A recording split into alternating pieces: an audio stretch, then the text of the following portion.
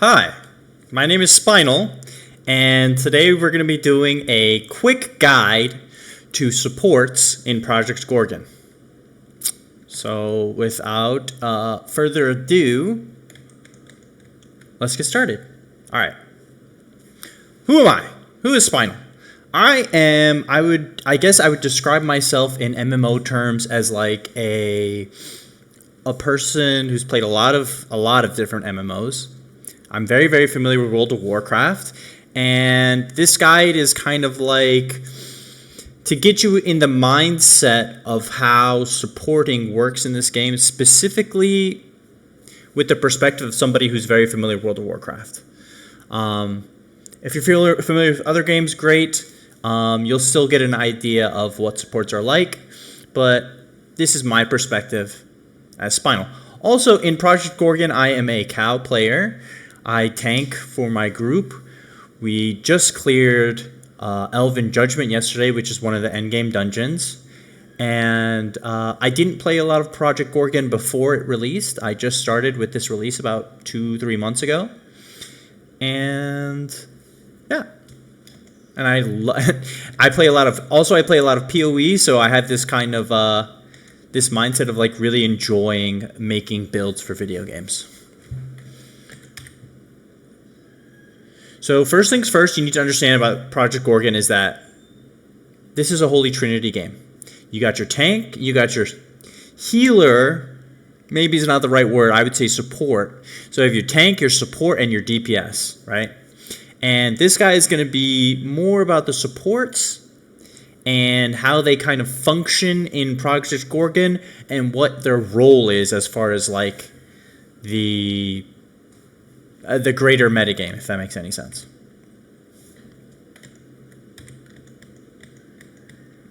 Okay, first thing, if you want to support, so in order to support, you need to understand certain things about the ecosystem you're going to exist in, right? Because your job is to enhance the other people in the group, right? Your DPSs and your tank, or tanks.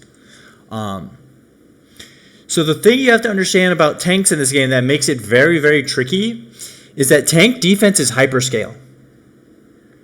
So like, if this was Path of Exile, the way defenses stack in this game are just completely bonkers broken. Like, tanks will scale to the point where they will take very, very little damage, and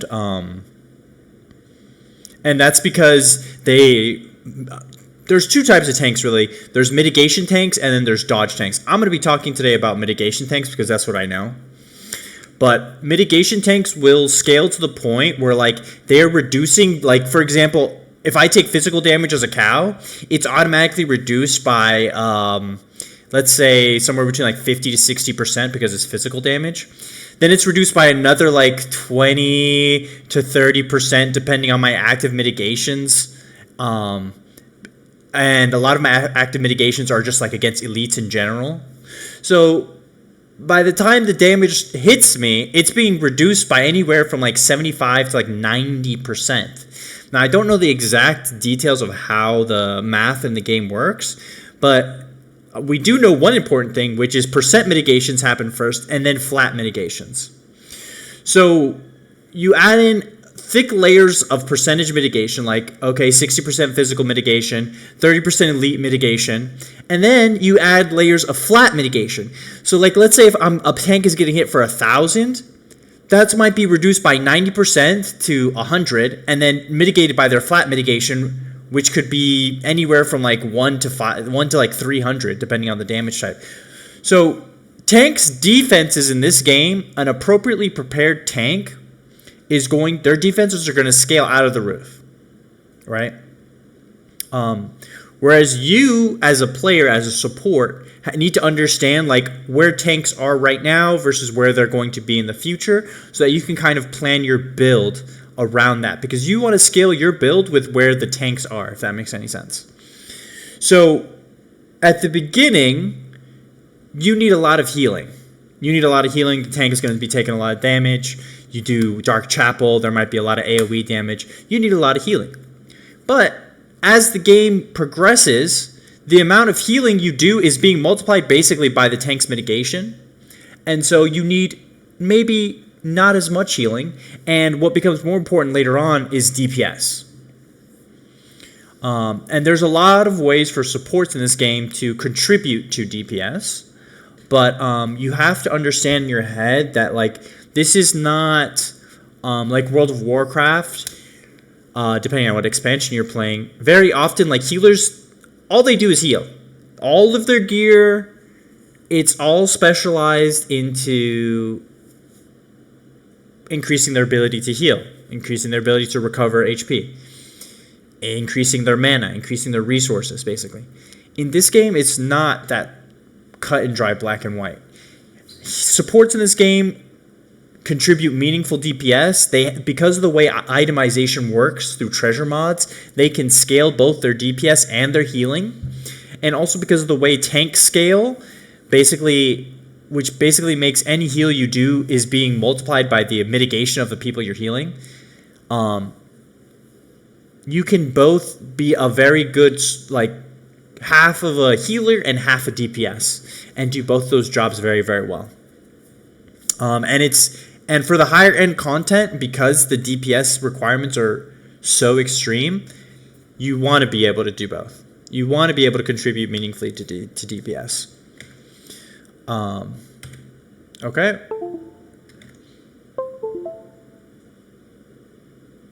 Let me fix that.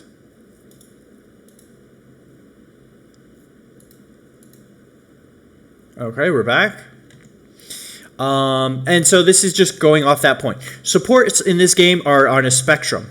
They are on a spectrum of how focused they are on healing versus how focused they are on DPS. And at no point are you ever going to be entirely focused on healing. And if at any point you're entirely focused on DPS, you're probably not a support anymore. You're just a DPS.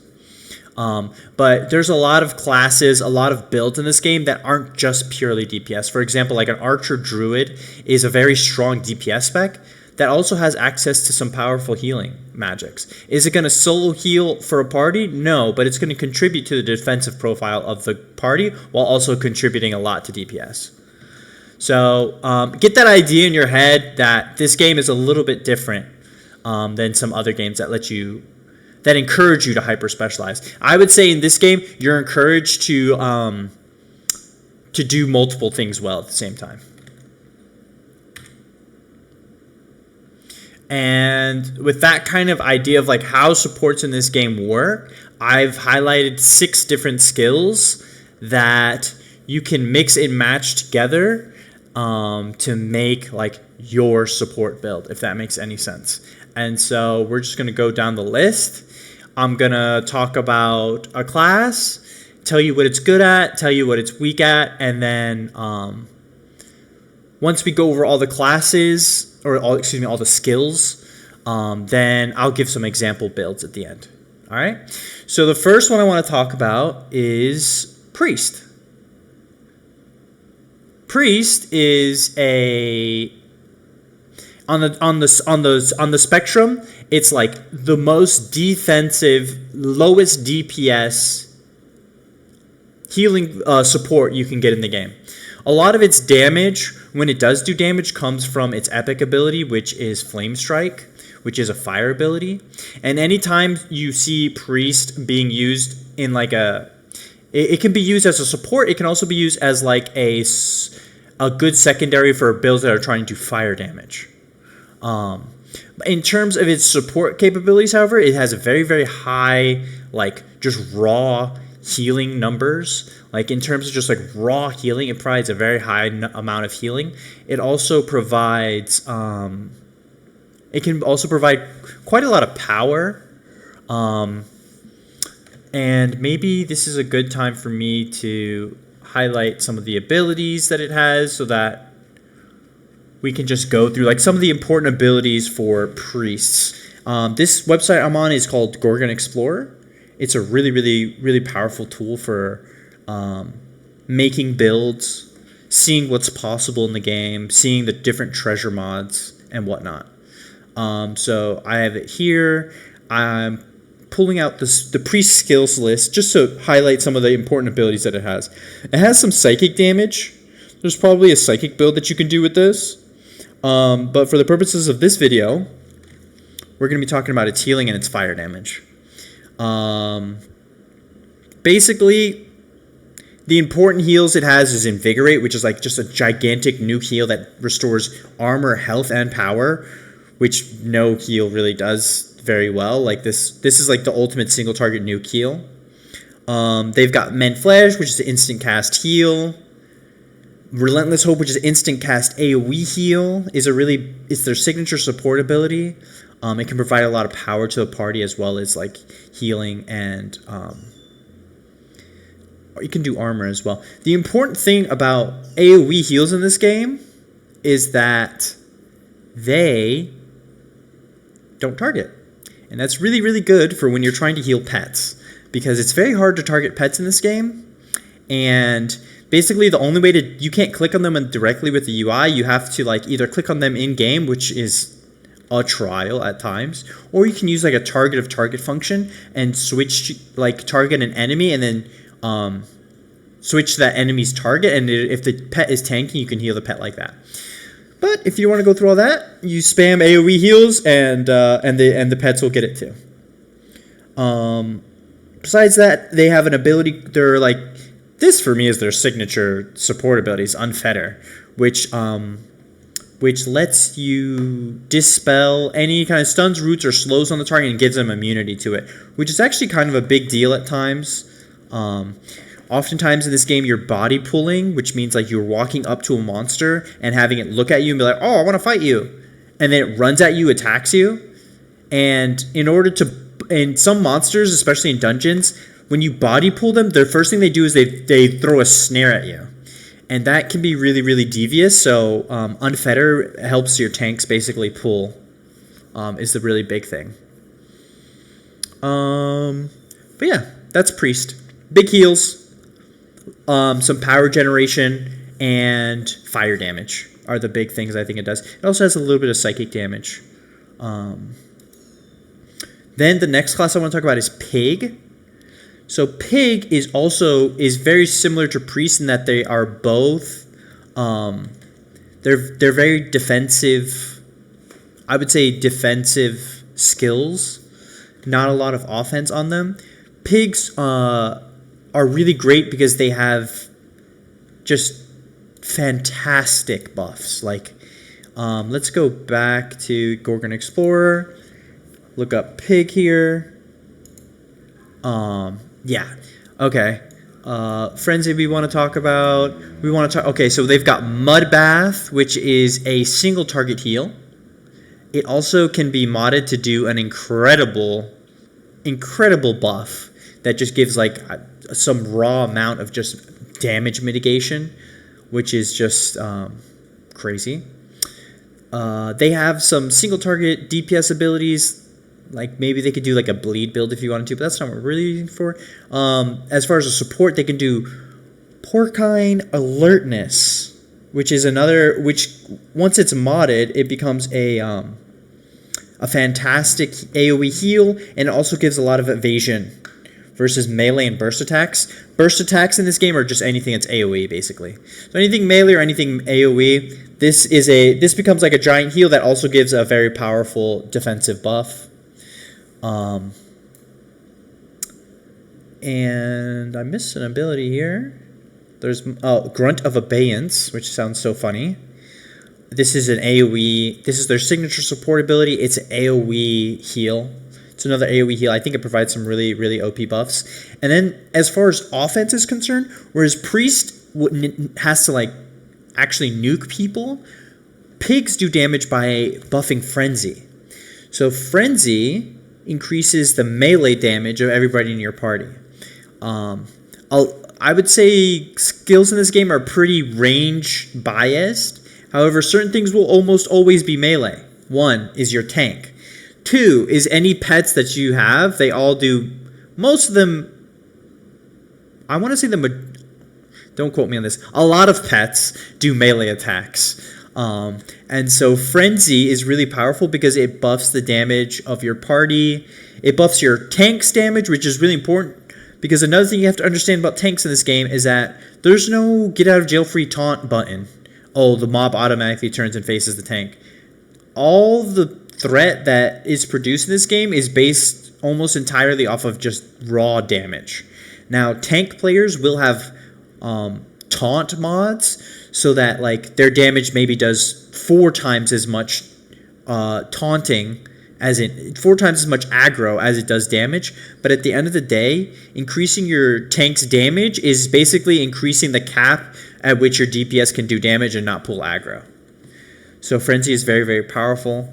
In terms of other abilities, they have some like survival, some threat drops, some run speed buffs. They're very talking about Pig. They're a very, very powerful class. I would say maybe one of the most powerful defensive supports.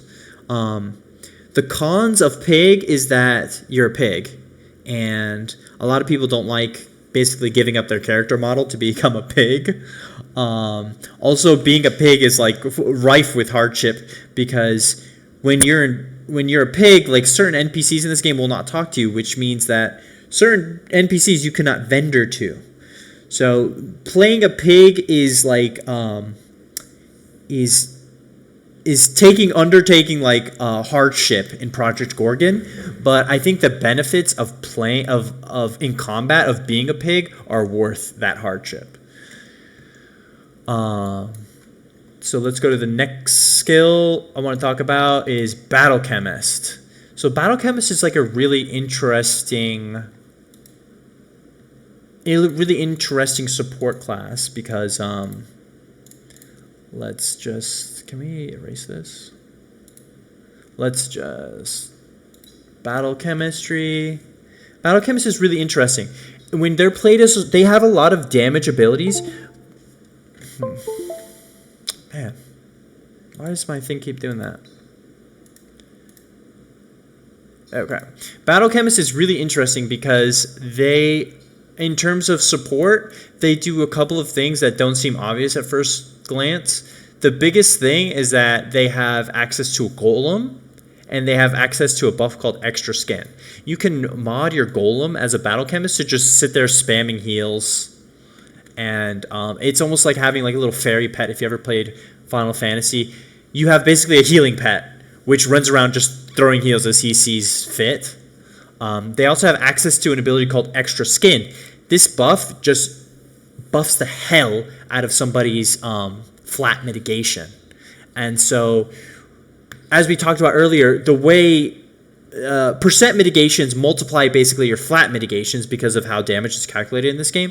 So adding a large amount of flat mitigation to everyone, but also your tank, is granting a large amount of survivability. A lot of endgame 6-man builds, they almost always try and find one Battle Chemist to put in the group because of the mutations that they can provide. Extra Skin being super, super crucial. The other one that's really useful is Extra Heart, which can give certain people energy. But there are other ways to solve energy or power in this game. And so oftentimes the Battle Chemist is just super spec'd into second skin buffs and just gives everybody a lot of mitigation like that. And then in terms of like direct heals, they have like a little tiny heal called Healing Injection, and they have Healing Mist, which is like an AoE heal, and they're kind of like it's kind of like it's like their healing ability. And so like a lot of their build is just tossing out bombs to lower the cooldown on the Healing Mist, and then you also have your Golem putting out healing, and then you have your Extra Skin buff, which ends up providing a lot of mitigation for the team. I would say they are not super defensive. They're somewhere in the middle. They're like, they can provide a lot of defensive utility, but a lot of their action bar is going to be throwing bombs, because they get the ability to lower the cooldown on their heals with their bomb every time they throw a bomb. Also, Battle Chemistry is very energy intensive, so it might not feel great in like a solo situation because you're constantly running out of power, or any kind of group situation where you don't have a bard that's helping you solve your power issues. It becomes a little bit more difficult to, like, the class scales really well with added power that other classes can give it. Okay, Druid is next. Druid is a really interesting class because it's I would say it's very offensive as far as a healer can be. Actually, let's just do this. And I think they scale really beautifully with the tanks, because when you first start playing a Druid, you can pull out all of your little heals, like Energize, which is like an AoE heal, Healing Sanctuary, which is like a little, you place it on the ground and it just keeps healing people. Pulse of Life, which is like a little hot you can place on people. Regrowth, which is an instant cast, just nuke heal. It heals in one big burst. And yeah, those are like its directly healing abilities. But Druid also has a lot of buttons that don't need a lot of what's the word? They don't need a lot of mods to be useful. For example, you have Cloud Sight, which lets you debuff somebody so that they have 10%, they have a chance to miss on their attacks, which is really good if you're playing with a dodge tank. Delirium is quite a powerful one. This is like a negative rage attack, so it debuffs them and like their rage meter goes down, which is a mechanic that the mobs use to use their Giga abilities. And then Heartthorn, it debuffs the damage that the monster does. So it's almost like It's almost like flat mitigation in reverse. It does the same thing as flat mitigation when you lower their damage by 65. It's like giving your tank 65, or whoever's getting hit, giving them 65 mitigation. And then Rotskin is like a super powerful debuff. It just gives them negative flat damage reduction. And one cool thing about this game is if the mob has like 10 flat damage reduction and you make it negative 96, if you add negative 96 to it, it can go to a negative number. So then they're just taking like an extra 80 damage from every skill that anybody's doing, which is really, really powerful. It's a very powerful steroid.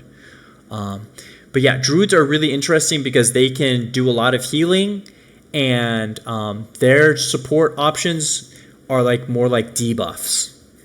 Powerful debuffs like Rotskin and Heartthorns. And then I want to talk about two more skills here. A Bard. And Bard is a really interesting class. I would say it's like the cornerstone. It's like the cornerstone support for parties in this game. Like, I've described them as like hyperscaling supports, but the real thing is Song of Bravery. Every serious 6-man party wants a Song of Bravery bard in it, because Song of Bravery, what it does is like it makes the power cost of all the abilities of everybody listening to it cheaper. But like it goes further when you mod it, and it starts adding damage. It adds a lot of damage to everybody's basic attack. And it just adds a lot of general damage as well as damage to the basic attacks. And so it just does so much. Song of Bravery does so much because it basically solves power issues for it by itself. It almost, I don't want to say it almost completely solves power issues, but it does such a lot of work for power issues for everybody in the party, that it's kind of like the most fundamental support. If you ever want to get into like heavy end game scenarios, you always want to have a Song of Bravery bard. Besides that, they have some single target heals. They have a single target steroid, which is Virtuoso's Ballad. They have Rally, which is a single target heal.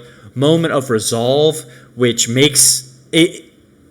It says for 8 seconds, all nearby allies take 85% less damage from crushing, piercing, from physical attacks, basically. So like this button is like, it's kind of absurd in a lot of situations. Like it's just like an 8-second AoE immunity to damage for your entire party. Certainly if they're getting hit by this damage, physical damage, it's almost like an immunity to all damage, to all physical damage. And it has a 60-second cooldown. and it lasts 8 seconds. And when it's modded, the cooldown goes down. It also does more defensive stuff. It's like such an absurdly powerful defensive buff. And you might think to yourself like, oh, it's only 8 seconds out of every 60. But like, the truth of the matter is like, the way fights work in this game is like very often like you'll make like a big pool and it's like chaos until everybody kind of gets stabilized, until like a monster starts dying or everybody gets their debuffs up. And these burst mitigations are like really, really powerful for making like the awkwardness of big pools manageable and stuff like that. They can also res people, which is very powerful in this game because there's a res that is everybody has access to, but it has a 15-minute cooldown.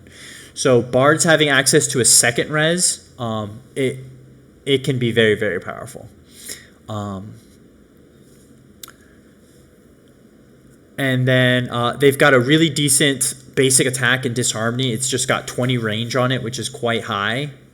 For example, like battle chemists have like a 10 range auto attack. Pigs have a melee range basic attack. And you always want to have like one of your skills. You want one of your skills to have a powerful, or I would say convenient at least, basic attack, because you always want to be, it's free damage, it costs you your GCD, but it doesn't cost you any power. So it's free damage, and you also want to be pressing your basic attack at least, you know, every time your combat refreshes up, because that just gives you a burst of power, healing, a burst of power and healing.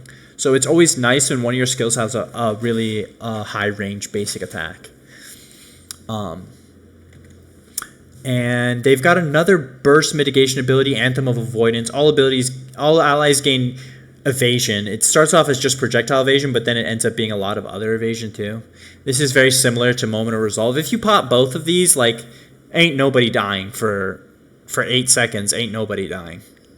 And having that kind of on-demand defensive burst mitigation is like super powerful. And that's on top of Song of Bravery, which is already super freaking powerful. So like that's why like bards are like, I would say one of like the cornerstone of any powerful party.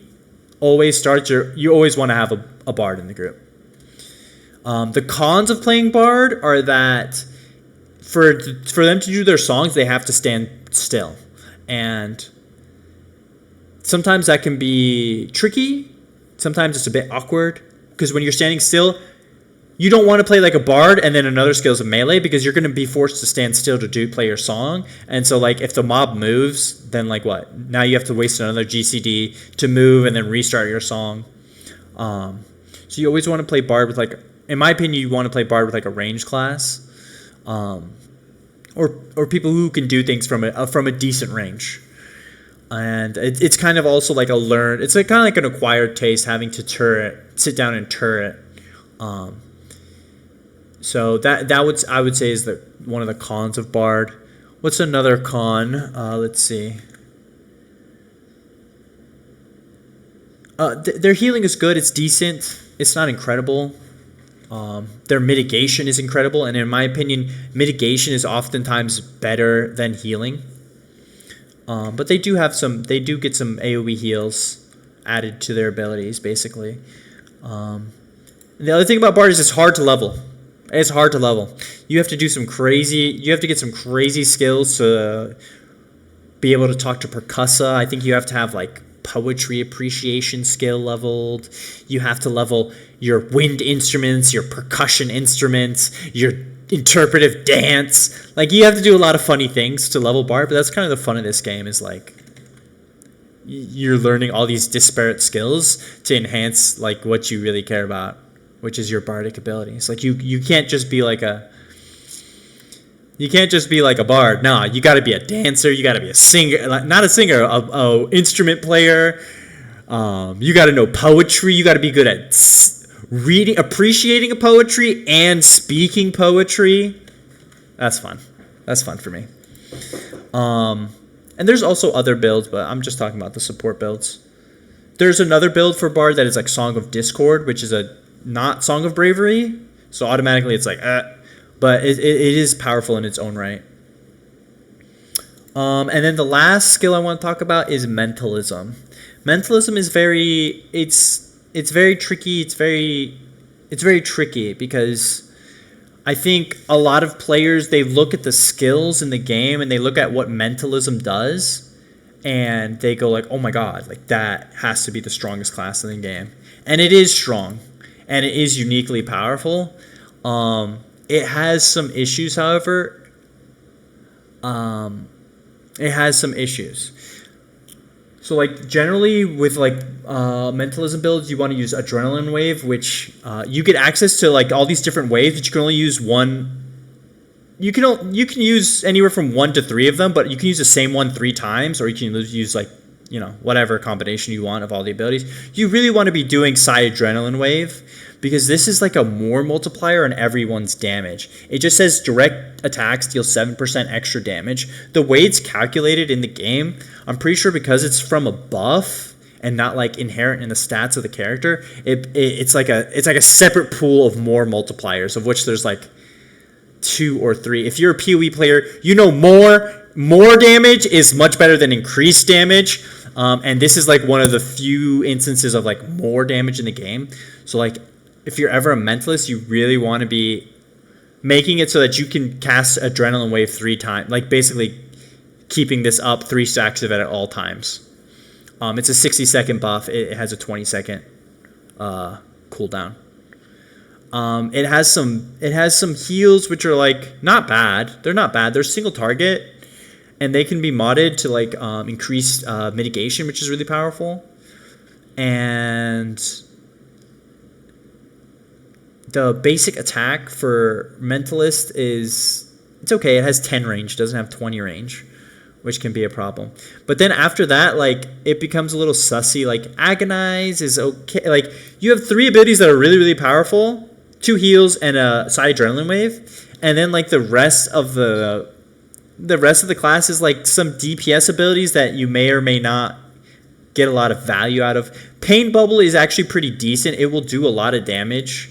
It says all this stuff on it. Basically, it's just like a nuke that just like waits until the target has taken X amount of damage, and then it just multiplies that amount of damage by like a high number, and it explodes it onto the target. So, so Pain Bubble can do a decent amount of damage with little investment. And Agonize is like okay.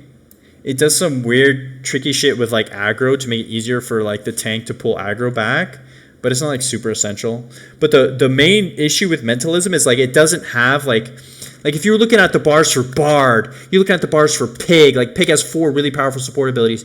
Bard has like 5 really powerful support abilities.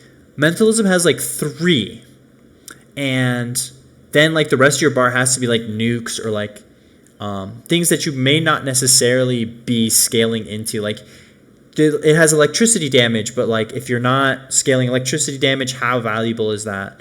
So that's part of the tricky part about Mentalism. Some of that is mitigated if you go Fairy Magic. Fairy Magic is basically just Mentalism, but if you're a fairy, instead of using Mentalism, you use Fairy Magic, which is you have all the abilities from Mentalism, and then you get some extra abilities added on top. And the abilities you get on top are really, really great. You got like Fairy Fire here, which it lowers the target's evasion by 50%, which is a really big...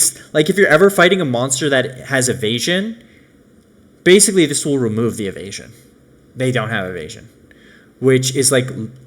It's a very big increase to your team's DPS if they don't have accuracy on their builds. It even lets them like do different things with their builds because they no longer have to itemize for accuracy. They get access to Fey Conduit, which is like an AoE. It's like it puts a marker on the ground that just does AoE. Its original purpose is to do AoE power generation, but then you can mod it to like do a little bit of healing as well, or buffing depending on what kind of party you're working with. It has Astral Strike, which is another epic ability like Agonize, and I've never used it. It's just I think it's just an AoE nuke. It's it's better than nothing. One thing I want to say is one of these abilities stuns. Is it Astral Strike? It's unclear. But one thing I want to say is like when you haven't played Project Gorgon yet, like stuns seem like so OP, but in reality, monsters have diminishing returns on stuns, and so like a lot of base kits will have access to stuns, and so there's not a lot of need to like specialize your abilities into the ability to stun because it doesn't get you nearly as much value as you would think. That's just like a random observation I've had. But yeah, so Mentalism is tricky because it has some really powerful abilities like Psi Adrenaline Wave and Reconstruct and Revitalize. But then like the rest of the kit is like kind of sussy-wussy, and you have to go fairy to go fairy magic, or you have to have like an electricity or a psychic. You want to be scaling those damage types. Then the rest of the build becomes compelling. But that's Mentalism / fairy magic in a nutshell. So just to recap, we went over 6 skills. Oh, and then there's 2 more bonus skills I want to talk about, which is sigil scripting and first aid. You won't find these on Project Gorgon because they only consist of a few abilities, and they aren't necessarily your combat skills. They aren't equipped like combat skills. Sigil scripting, for example, we can go to sigil scripting, Project Gorgon. Sigil scripting is really easy to level up because you'll create a glyph. You don't level it by actually crafting the glyph. You place a glyph and then you kill a monster and you get XP, and you can just level it super fast like that. But the thing that sigil scripting gives access to is these restorative sigils, right? Do we see how much healing it does? Restorative sigil at, like, for example, at level 55, which I think is very achievable, this sigil heals nearby allies for 50 health every 5 seconds. These last 120 seconds. I think you can have 3 of them up at a time. So like with this skill that is completely off in La La Land, like a lot of people don't know about this. With sigil scripting, you get a humongous amount of AoE healing for the low cost of like some caustic ink. So if you really want to like min-max your character, you want to be like the giga healer, what a lot of endgame builds do is they rely heavily on sigil scripting and first aid to kind of give them like a couple of bonus heals so that they can make their main combat build a little bit more DPS focused.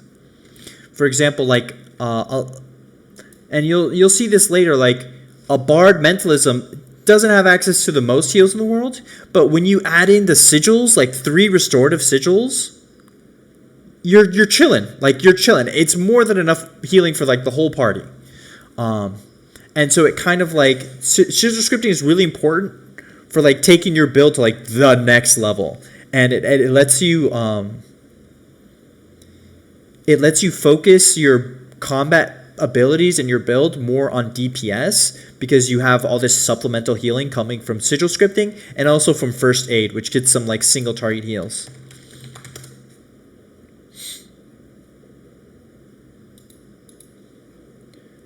Yeah, they get like field surgery is really crazy. This goes much higher than this. The wiki is not complete. This goes much higher than level 50. I believe it goes up to like 70 or something, and the field surgery starts doing like some crazy amount of healing. It's very, very powerful. Very, very powerful. And also first aid is what you're going to use to get your Rescucitate, which is like your res and all that stuff. And then, so before you go, I promise you 3. I know this video is already way too long, but before we go, I want to talk about 3 example builds to kind of get you started. And these builds are going to be in the. I'll put the links to the builds in the description below, but otherwise. Let's talk about my 3 like recommended builds. The beauty of this game is that it's very fluid. it's very like there's a lot of self-expression. Two people could have the same build and have completely different outputs depending on how they choose what treasure mods they put on their gear, what abilities they put on their bar. And at that same time, like, there's a lot of ways to skin a cat in this game. But that said, I'm going to highlight 3 example builds. Like, you don't know what to do. You just want, like, a general build. Maybe pick one of these. First one, Fire Priest. Fire was not on the support list, right? But Priest by itself is so powerful as far as, like, a healing entity that it can basically do all the healing you possibly need. And then when you add in Fire, you get access to a thing called Firewall. And Firewall in this game is, I don't want to use, this is, today is April 5th. As of today, Project Gorgon, Firewall is crazy. It is just crazy. And the reason it's crazy is because of how much it just does. It just does. It does so many things. It is a pet you put on the ground. The pet can be modded to have extra taunt. The pet can be modded to be super evasive. And you can have 3 of them up at once. And so the hardest thing to find in a group is a tank. And the Fire Priest is so beautiful because it can almost fill all 3 roles. It's the Jack of all trades class. You have access to your firewalls, which can be your tanks. And you have access to your heals, which lets you be the healer. And then you also have access to just nukes. So you can also be a DPS. You're everything at once. You're everything at once. And that's why this is like my number 1 recommended build for a new player who doesn't really know what's going on. You just want a powerful build. Go Fire Priest. You spec all your stuff into firewalls. They will tank for your party.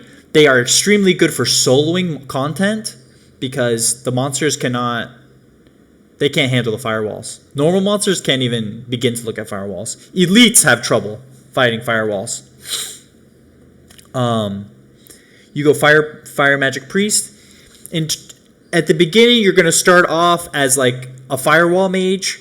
Then as you get more mods, you get better gear, you can start adding in more heals if you want. Or you can start adding in more damage. And then in the super hyper endgame, the hyper giga endgame, Fire Priest is a really good DPS spec. I would say it's more of a DPS spec than a healing spec. But all the way up until the very hyper endgame, basically, you're going to be able to join a group, and no matter what the group is, they're going to be happy to have you. And the big thing is just the firewalls here. The firewalls are just so crazy. And I will be linking the build below. This will show you all the mods you want to get. And that's not to say that this is necessarily the be-all, end-all build. This is like a starting point. A lot of these, you can have up to 6 mods on a piece of gear. A lot of these pieces of gear, I didn't put 6 mods on them just to give you like the most essential shit for a support-focused Fire Priest. And yeah, so this is my number 1 build I recommend to all new players just because it's so powerful. It will carry you solo, it will carry you in groups all the way until endgame. When you get to the really hyper endgame stuff, you might end up leveling a second spec or a second build to do like true giga PvE DPS, or to do true giga PvE healing. But in terms of like getting you to the endgame, this build is like number 1. Number 1. Firewalls are just too busted. I don't know what to tell you. They're just so busted. Highly recommend this build. Second build I want to talk about is Pig Battle Chemist. This is not a Jack of all trades build like Fire Priest. This is a pig build. Pigs are hard to play because you have to be a pig, but the rewards are massive.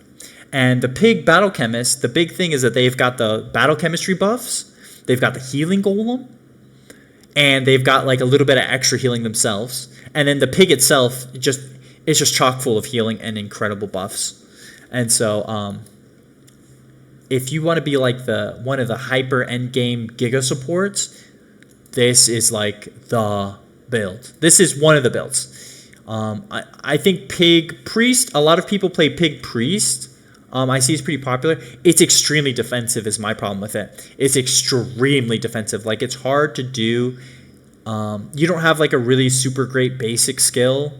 Admonish is the priest basic attack, and it's like not great. The pig beast basic attack is melee, which is no, you do not want to be in melee if you don't have to. So battle chemistry at least has like a decent basic attack. That's another thing that's nice about battle chemistry.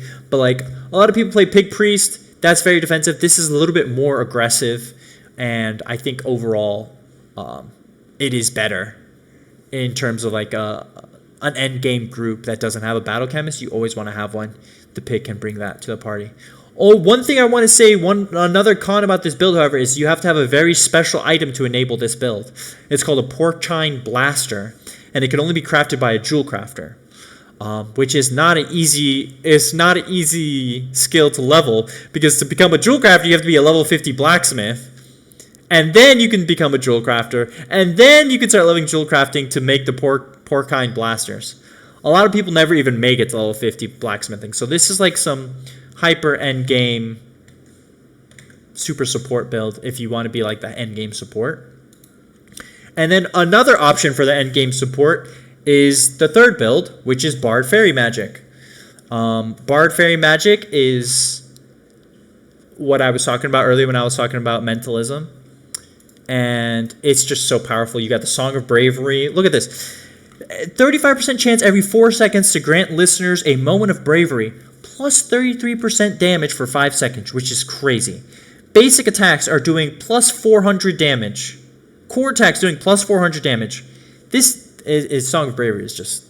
This is on top of the power you get from it reducing all of the power cost of all your abilities. But yeah, Song of Bravery is crazy. This is a Bard Fairy Magic support build. It's trying to do as much damage as it can while also being a really powerful support with heals. And yeah, Fairy Fire is an incredible button. You don't have to put any mods on it. Vague Conduit is another incredible button. It does AoE healing, and it just... This build can completely solve everybody in the party's power issues. Like, it doesn't matter how much power they want to use. This build is going to solve it for them. So, in that way, it's really, really powerful. The downsides of it is you can only be a fairy magic if you're a fairy. And to unlock fairy in Project Gorgon, you have to do a whole quest line as a human. And then you have to re-roll your character as a fairy. And also being a fairy is like... You're basically pseudo in hardcore mode, because if you die, you go back to the fairy realm. You don't go back to like the entrance. You go all the way back to the fairy realm. So you're like pseudo hardcore, and you have a reduced inventory size, which is a big deal in this game. But if you want to be something special and unique, and like you want people in your party to just not function without you, this is the #1 build for that. But if you made it this far in the video, fucking congratulations. Thank you. And fucking drop me a comment if you want to see me talk about any other builds. I do want to make more videos. If people like this, I'd like to make more videos. I got a lot of DPS builds that I've been cooking up, and there's a couple of tank builds. I haven't really explored too much into that, which is ironic because I am a tank. It's just my current tank build is so powerful. Well, that's another story. So if you made it this far, thank you, and have a great day. And leave me a like and a sub, a little noti bell, whatever. Have a good day. See ya.